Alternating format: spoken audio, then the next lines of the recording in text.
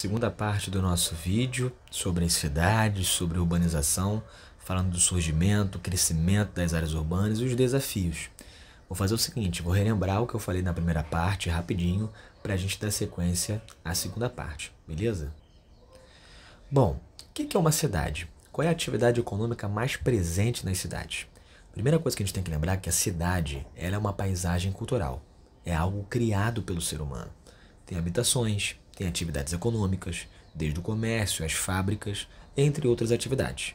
Ok? Estão concentradas numa cidade. Algumas cidades têm mais atividades econômicas do que outras. Ok? Mas a cidade é uma paisagem cultural. É algo criado pelo ser humano. As atividades econômicas mais presentes hoje em dia nas cidades é o setor secundário e o setor terciário. Algumas até mais o setor terciário do que o setor secundário. Se você não sabe o que é setor secundário e terciário, o setor terciário é o setor de comércios e serviços. Pensa no hospital, pensa na escola, pensa na loja que vende doce, vende roupa. Comércio e serviços estão ali, é o setor terciário.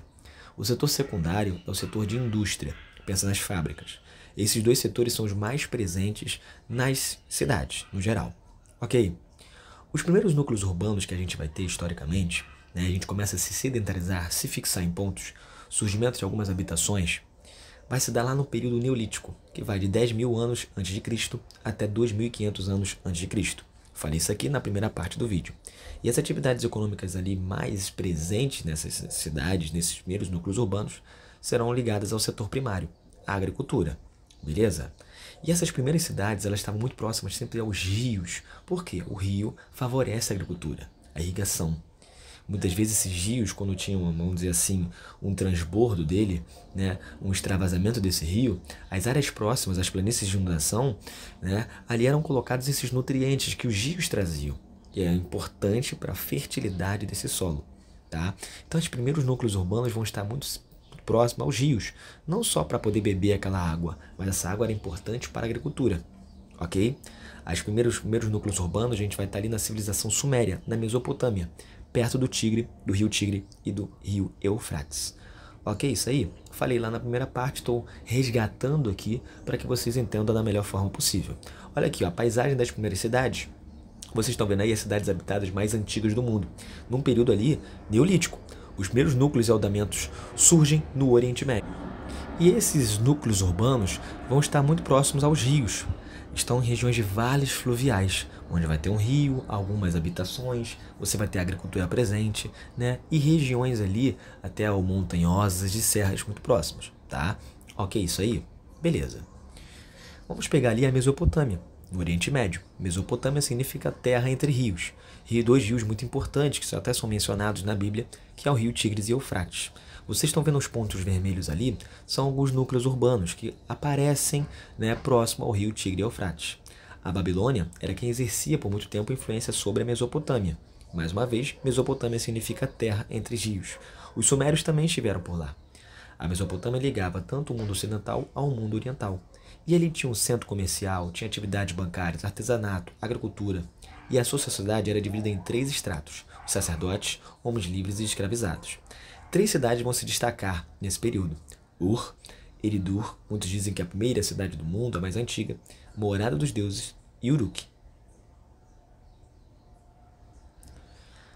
Agora a gente dá um salto no tempo. E eu falei com vocês, peguei mais a parte até ali do período do feudalismo, então a gente vai dar um grande salto histórico agora.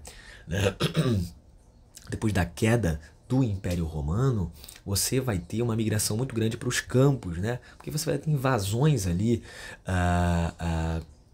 durante o fim do Império Romano que vão fazer a população migrar mais para os campos. E essas pessoas começam a viver em áreas até moradas, para se protegerem. Os senhores feudais vão ser responsáveis por tomar conta do feudo, e esses feudos eram dados para um rei, de um grande reino ali. E esses reinos começam a, vamos dizer assim, a ressurgir após a queda do Império Romano. Esses reis davam essas terras aos senhores feudais e eles eram responsáveis por tomar conta, claro, dessa região. Então muitos vão migrar para os campos para fugir de invasões e viver nessas áreas ou muradas ou não, porque geralmente a área murada era só a área do castelo, né? Mas nesses feudos, né? Nessas porções de terras que eram, de certa forma, controladas pelos senhores feudais. Os feudos, eles eram autossuficientes, então eles plantavam quase de tudo ali para sua subsistência, certo? E aí eu vou mostrar para vocês na imagem como é que funcionava mais ou menos os feudos, tá? Geralmente estavam em áreas rurais. Você tinha um castelo, onde era a casa do senhor feudal. O manso senhorial é onde que esses servos produziam ali para o senhor feudal, né? Então toda a produção agrícola ali era para a subsistência, vamos dizer assim, do senhor feudal, então tudo era dado a ele. O manso servil, parte da produção era para o senhor feudal e a outra parte era para a subsistência desses servos. É claro que o senhor feudal garantia segurança militar, vamos dizer assim, desses servos. As terras comuns poderia se plantar de tudo e até ter mesmo criação de animais. Ok, isso aí? Beleza? E aí voltando ali, deixa eu ver aqui, no final da Idade Média, esses feudos não estavam sendo autossuficientes. Então a produção que estava acontecendo ali não era o suficiente, não só para o senhor feudal, mas às vezes até mesmo para os servos. E aí você começa a ter mais trocas entre os feudos, tá? O aparecimento da moeda, a troca comercial, né, de mercadorias entre eles. As feiras começam a aparecer, e geralmente essas feiras aconteciam nessa área externa do feudo. Muitas vezes essas áreas externas, onde aconteciam essas feiras, começam a ser muradas como uma forma de proteção, ok? E aí as feiras medievais começam a aparecer mais no final da Idade Média. E começam a surgir os burgos. Onde aconteciam essas feiras, habitações começam a surgir também, tá? E essa troca comercial mais intensa, até mesmo com outras regiões, com outros feudos, né? Ou pessoas que moravam mais distantes, certo? Não só a troca de mercadoria em si, mas também a moeda começa a aparecer como uma forma de você comprar essa mercadoria, ok?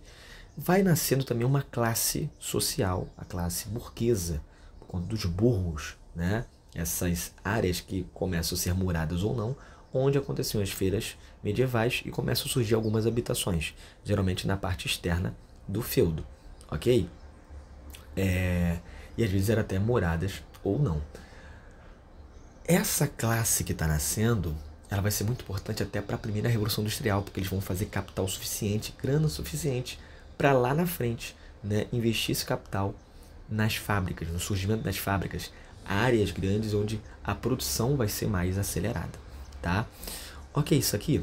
E aí você tem o surgimento das cidades modernas, a partir dos burgos que começam a crescer, né, nessa área externa. Porque as feiras estão acontecendo, habitações começam a surgir, esse comércio mais intenso, a moeda aparecendo, então as cidades também elas começam a crescer ali, né? O burgo vai se tornando uma cidade, tá? Ok?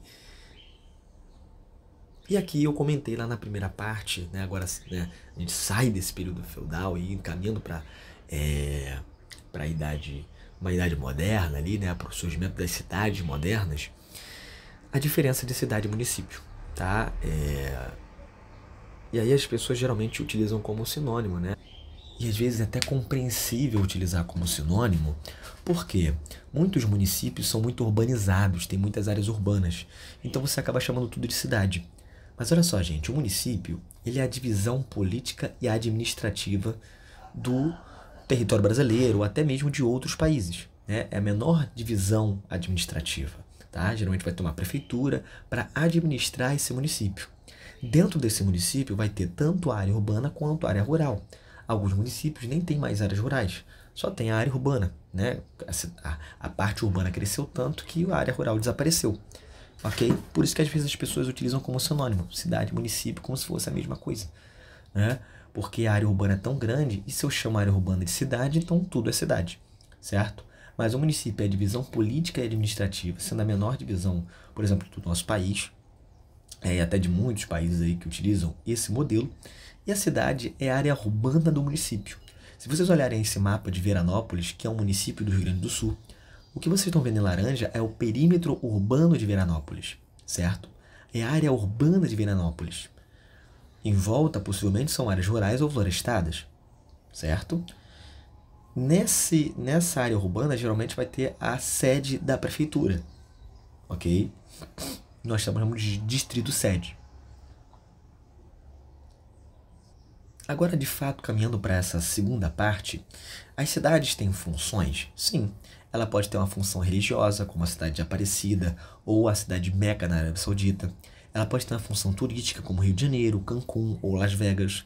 Ela pode ter uma função industrial, como São Paulo, Córdoba, Camaçari, né, na Bahia, ou Manchester, na Inglaterra. E com uma função administrativa e política, né, como Brasília, que abriga a sede do nosso governo. Então as cidades têm funções, certo?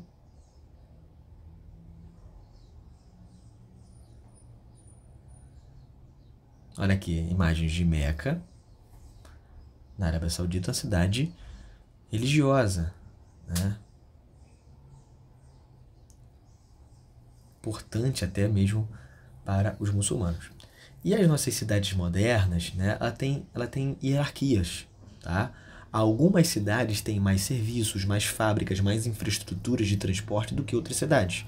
Isso gera uma hierarquia entre cidades. Vocês estão vendo esse esquema aqui, esquema clássico e esquema atual? No esquema clássico é o seguinte: a metrópole nacional ela era muito mais importante do que as outras áreas urbanas, do que as outras cidades. A metrópole nacional, por exemplo, São Paulo, Rio de Janeiro. Vamos pegar aqui uma metrópole que, além de nacional, ela é global, como Nova York, Londres. Elas têm uma influência política e econômica sobre o território que elas estão, ou até mesmo sobre o mundo, muito grande, certo? A metrópole regional, geralmente, ela vai influenciar a região que ela está, certo? Então, isso é, no esquema clássico, cada área urbana dessa aqui, cada cidade que vocês estão vendo, né, tinha uma importância maior do que outras.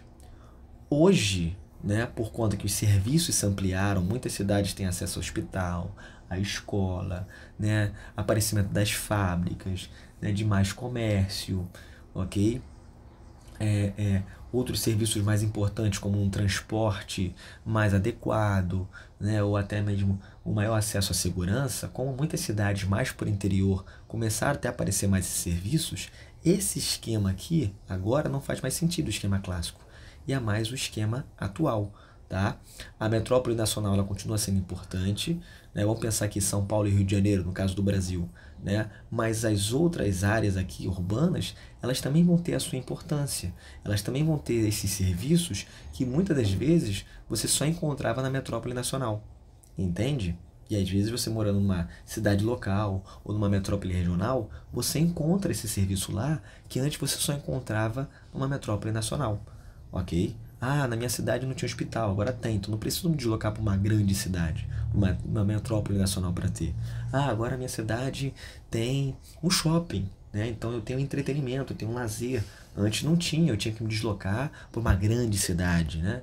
Para ter. Então, antigamente, esse esquema clássico fazia mais sentido, né? Hoje, com o esquema atual, porque você aumentou os serviços, a tecnologia, então o acesso à internet, certo? A alguns serviços, então hoje o esquema atual faz mais sentido, beleza? Outros papéis que a cidade pode desempenhar. Ela pode ser uma cidade universitária, ela pode ser uma cidade que tem uma influência econômica e global, como uma cidade global. No caso de São Paulo, Nova York, Londres, Tóquio, são cidades globais. Elas têm uma influência econômica global. Pode ser uma cidade com importância econômica para um setor específico, ou até com muitas universidades próximas, gerando mão de obra qualificada, que a gente chama de tecnopolos, tá? Ok? Por exemplo, a São José dos Campos tem a Embraer, uma das maiores empresas de aviões do mundo, né? Que faz aviões, né? Está ligado à área da aviação. Aqui a imagem de São José dos Campos. Ela é um tecnopolo, porque ela tem um setor forte, que é a aviação, presente ali, universidades que geram mão de obra qualificada para trabalhar nessas empresas ligadas à aviação, por exemplo, como a própria Embraer. Você tem ali o Instituto Tecnológico da Aeronáutica, o ITA, né, que forma uma mão de obra muito qualificada, engenheiros, entre outros. Tá? Isso é comum, esses tecnopolos aparecerem, né, no mundo, vamos dizer assim, certo? Tá? Mas nesse mundo capitalista. E os desafios para se viver na cidade? Nós temos muitos, né, para se viver na cidade. Os desafios que a gente vivencia todo dia, principalmente nas grandes cidades.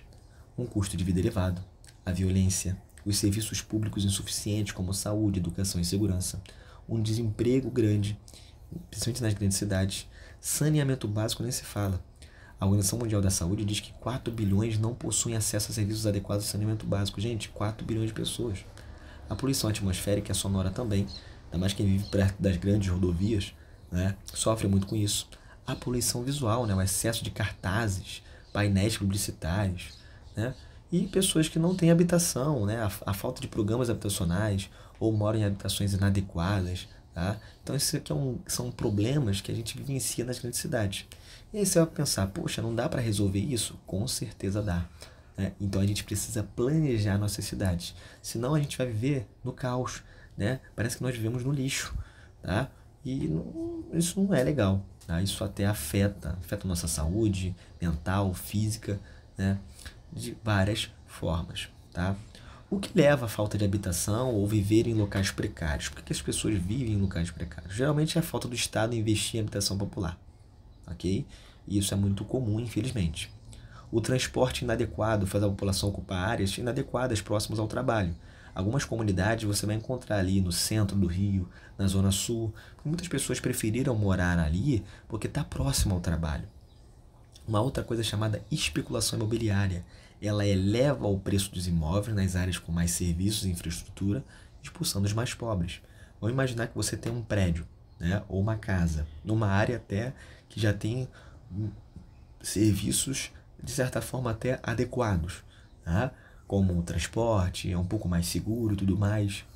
O que acontece? Muitos desses donos de prédios ou casas, em vez de alugar ou vender, eles deixam esses imóveis vazios, esperando valorizar, para que no futuro eles possam vender muito mais caro.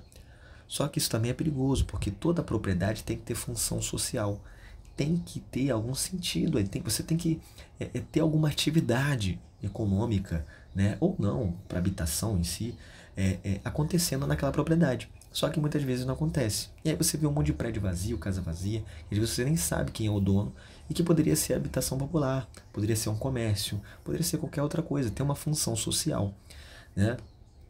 E muitas das vezes, lá na frente, esse prédio, essa casa vai ser vendida muito mais caro. E o mais pobre ele não tem acesso, não vai ter acesso a comprar essa casa. Então ele vai ocupar áreas mais distantes, áreas mais periféricas, ocupar morros, ocupar áreas com terrenos mais baratos, né? Construir a casa do jeito que dá, porque a gente não tem grana. E assim vai crescendo um processo de favelização. Essa aqui é a imagem da Rocinha, por exemplo. Duas imagens da Rocinha. Se o problema da habitação persiste, né, você não resolve isso, você não está nem aí para essas pessoas, muita gente vai ver nas ruas. Vão ver em moradias precárias, com becos apertados, sem luz solar e risco de doenças respiratórias. Na Rocinha, por exemplo, é muito comum as pessoas terem tuberculose. As casas são muito apertadas, não tem luz solar, muito mofo, né? Então as doenças respiratórias são muito comuns ali, infelizmente. Vivendo em morros que pode ter risco de deslizamento, numa chuva forte, já era. Ou então, se você vive próximo ao rio, tem enchentes fortes que podem inundar casas em áreas de risco, principalmente perto dos rios, como eu falei aqui, né? Porque esse rio está sendo assoreado, está sendo esgoto jogado ali, sedimentos que vêm de outro lugar, lixo que é jogado, ele não tem mais espaço. Então, na primeira chuva, o que vai acontecer? Esse rio vai transbordar. E as pessoas que estão próximas ali vão ser as mais afetadas por conta disso. O estado do Rio, por exemplo, possui quase 14 mil moradias consideradas precárias. O Brasil tem mais de 5 milhões de domicílios em situação precária. Isso não é normal, gente. As comunidades, infelizmente, elas não são normais, né? É um aglomerado subnormal, o nome já diz, né? As pessoas não deveriam viver na precariedade, né? Vivendo em casas de palafitas, né? Vivendo nas comunidades. A gente não poderia normalizar isso, tá? Não é normal. E um outro problema que a gente tem é a questão da mobilidade urbana, né? O que é a mobilidade urbana? Você vive a falta da mobilidade urbana? Muitas cidades, até cidade grande, ou até cidades do interior, vivem isso. Até mais as cidades do interior são mais afetadas porque não tem, muitas vezes, ônibus passando direto, né? Às vezes o ônibus é a única opção. Então, se você não tiver um carro, né, vivendo uma cidade mais para o interior, também é bem complicado para se viver. A mobilidade urbana, gente, refere-se como as pessoas se deslocam dentro de uma cidade. Então, logo, envolve o transporte público, né? Ou às vezes até um transporte privado, né? De um lugar a outro. Quais os grandes problemas da mobilidade urbana? Geralmente é a falta do transporte público, então você falta empresas ali de ônibus ou até mesmo de um outro transporte público presente na cidade. Tem cidade que não tem trem, não tem metrô, né? Então fica mais complicado ainda o acesso a determinados lugares. Quando não, o transporte público é precário, é muito ruim, o ônibus cai aos pedaços ou o trem é precário, tá?